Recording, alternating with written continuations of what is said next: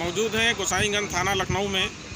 आज यहाँ कुछ मुद्दों को लेकर के पारसी समाज एका मोर्चा सामाजिक न्याय महासभा के संरक्षक रमाशंकर भीम एडवोकेट जी इंस्पेक्टर गोसाईगंज से मिलने आए अपने साथियों के साथ। उन्होंने क्या वार्ता की है, इंस्पेक्टर साहब ने क्या कहा और अपनी क्या बात रखी उन्होंने, आइए बात करते हैं रमाशंकर भीम जी से। आज आप गोसाईगंज थाने आए, क्या मुद्दे थे? इंस्पेक्टर साहब से आपकी क्या बात हुई?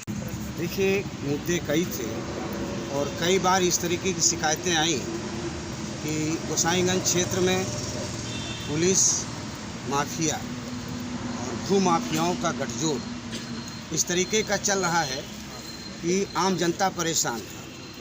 कुछ मुद्दे तो मेरी जानकारी में आए, जैसे बगल में एक आपका मलौली गांव सभा पड़ता है, वहाँ पर एक पासी जाति का सूरज नाम के आदमी हैं और उनका 100 साल पुराना मकान था, आबादी में बना मकान था, पूर्वजों के समय का मकान है। दीवार गिर गई थी, दोबारा बना रहे थे, तो लेखपाल कह रहा है कि ये ज़मीन जहाँ मकान बना रहे हो ये पश्चर ज़मीन। अब पश्चर ज़मीन में सूरज के मकान के चारों तरफ कम से कम 3 दर्जन मकान बने हुए, लेकिन वो पश्चर में नहीं। लेखपाल ने 1 लाख रुपया मांगा और जब उन्होंने, कौन लेखपाल? लेखपाल का नाम तो भी बता पाएंगे, हमारे सामने पीड़ित मौजूद है, ऐसा नहीं कि मैं ऐसे बात कर रहा हूँ। सूरज जी क्या नाम है लेखपाल? शैलेंद्र शर्मा लिखते हैं। शैलेंद्र शर्मा लेखपाल का नाम। हाँ, क्या कह रहे थे आप? हमसे कह रहे थे 1 लाख रुपये दो, नहीं तुम्हारा घर हम गिरवा देंगे, बनवाओ चाहे। तो उनका घर गिरा दिया गया और घर ही नहीं गिराया बल्कि उनके खिलाफ 2/3 और 300 पता नहीं कितनी धाराओं की FIR भी लिखा दी गई। पुलिस का संरक्षण रहा और इनको लाया गया, मारा पीटा गया, केस हो गया। तो इस तरह से कैसे चलेगा कि प्रधान जो है। अच्छा, आप कोई टैक्सी स्टैंड वगैरह कुछ वार्ता कर रहे थे? जी बेशक मैंने बात किया कि कोई थानेदार कितना भी ईमानदार हो जाए, चाहे कितनी भी ईमानदारी की बात करे, जो टैक्सी स्टैंड हैं, अवैध टैक्सी स्टैंड चलते हैं, 6 सवारी की बजाय 8-8, 10-10 सवारियाँ चलती हैं, तो ये कैसे चलती हैं? कोई भी थानेदार, कोई भी, आपको क्या लगता है किसका संरक्षण प्राप्त है? बगैर RTO, बगैर थाने के स्थानीय पुलिस के नहीं चल सकता। मैंने कहा है इंस्पेक्टर से कि चाहे जितना आप ईमानदार हो, लेकिन जैसे दारू का ठेका है, जब देर तक चलेगा, अंधेरे में रात तक दारू बिकेगी, तो पुलिस संरक्षण के बगैर नहीं हो सकता। मतलब आप ईमानदार होते हुए भी बेईमानी कहीं न कहीं से झलक जाती है। अभी तो ये देखने को मिल रहा है कि कपेरा मदारपुर में एक प्रधान जी हैं, जसवंत, उनकी पत्नी है प्रधान, और जसवंत सिंह जी।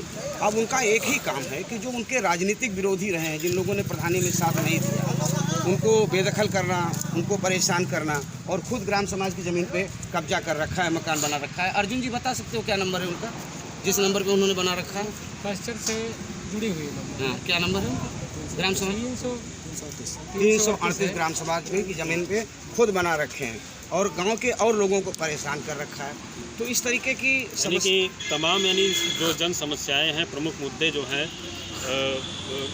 गोसाईगंज थाने के अंतर्गत जो तमाम गांव आते हैं, उनमें जो भी लोग परेशान हैं, जो आम जनमानस की जो समस्याएं हैं, रमाशंकर भीम के द्वारा जो है, जो थाना प्रभारी हैं दीपक पांडे जी, उनको अवगत कराया गया है। बाकी 15 तारीख के बाद SO साहब ने ये आश्वासन दिया है कि आपकी सभी जो है जो शिकायतें हैं उन पर हम गौर करेंगे और उन पे जो है उनका निराकरण किया जाएगा। देखिए, एक बात हम आपसे संक्षेप में कह दें, बहुत शार्ट में आपके माध्यम से बताना चाहते हैं कि 1983 से और 1993 तक हमारा इस क्षेत्र में संघर्षों का इतिहास है।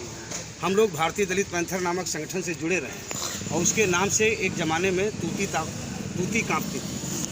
अब हमारा शौक़ नहीं है, एक आपके चैनल के माध्यम से एक बात बहुत स्पष्ट कर दें कि मैं इस विधानसभा से किसी भी प्रकार का कोई चुनाव लड़ने नहीं जा रहा हूँ, लेकिन ये सामाजिक मुद्दे हैं। अगर कहीं से भी करप्शन होगा, कहीं से भी हमारे लोग प्रताड़ित होंगे, कहीं से लोगों के साथ अन्याय होगा, कहीं से लगेगा कि पुलिस मनमानी करेगी, तो फिर हम लोग भी चुपचाप नहीं बैठेंगे। जो लोकतंत्र में तरीका है, 15 तारीख को आपने कहा है इंस्पेक्टर साहब ने, प्रभारी महोदय दीपक पांडे साहब ने, कि 15 के बाद आइएगा। हम 15 के बाद आएंगे और मुद्दे ले करके आएंगे, लिखित में मुद्दे लेके आएंगे और उन्हें देंगे, और उनका समाधान नहीं होता है तो इनकी 15 है तो उसके बाद की 15 हमारी होगी। फिर हम इसी थाने पर यहाँ से लेके, सड़क से लेके थाने तक को घेरेंगे, हमारा धरना प्रदर्शन का कार्यक्रम चलेगा। जी बिल्कुल, जो वकील साहब हैं, सीधे तौर पर इनका कहना है कि जो हमारे मुद्दे हैं जो आम जनमानस की समस्याएं हैं, जो क्षेत्रीय लोगों की दिक्कतें हैं, उनके बारे में हमने 15 तारीख ये तक कई मुद्दे हुए हैं इस बीच में। मैं जानना चाहूँगा कि आपसे इंस्पेक्टर साहब से बात हुई है, उन्होंने 15 तारीख के बाद का समय दिया है। मैं ये जानना चाहूँगा कि अगर 15 को आपके मुद्दों पर पुलिस की कार्रवाई शून्य रहती है या जो मुद्दे हैं वो हल नहीं होते हैं, तो 15 के बाद आप क्या करेंगे? नहीं, देखिए ऐसा है, मुझे ऐसा नहीं लगता है कि जिस तरीके से बात किया दीपक पांडे जी ने, अगर उन्होंने जिस तरीके से कहा है, जिस तरीके से आश्वासन दिया है, जिस तरीके से उनका ज़मीर है, जिस तरीके से उनका आत्मविश्वास है, जिस तरीके से वो कॉन्फिडेंस के साथ बोलते हैं कि ऐसा नहीं होगा, तो मुझे यकीन लगता है कि शायद वो अपने बात पे कायम रह पाएंगे और अपने स्टाफ पे नियंत्रण रख के ऐसा काम करेंगे कि पुलिस की छवि अच्छी हो। और अगर नहीं होगी तो आंदोलन तो तय है, डेमोक्रेसी है, लोकतंत्र है, लोकतंत्र में यही सब तो होता है, विरोध। और जब लोकतंत्र में जब हम करेंगे, आपके सबके माध्यम से बता दें, जब हम करेंगे तो सामाजिक न्याय महासभा का नहीं होगा, पासी समाज एका मोर्चा का नहीं होगा, दलित पैंथर का नहीं होगा। जब हम ऑर्गेनाइज करेंगे तो सर्वदलीय सभी सामाजिक संगठनों का, सभी राजनीतिक दलों का संयुक्त धरना प्रदर्शन और आंदोलन होगा, ये हमसे घोषणा करते हैं। 15 तारीख को हम मुद्दों सहित आएंगे, लिखित में मुद्दे इंस्पेक्टर साहब को देंगे, दीपक पांडे साहब को, और उनसे भी चाहेंगे कि 15 दिन का उन्होंने कहा है 15 तारीख को, फिर 1 सप्ताह में वो समस्या का समाधान करें और नहीं तो आंदोलन तय। धन्यवाद।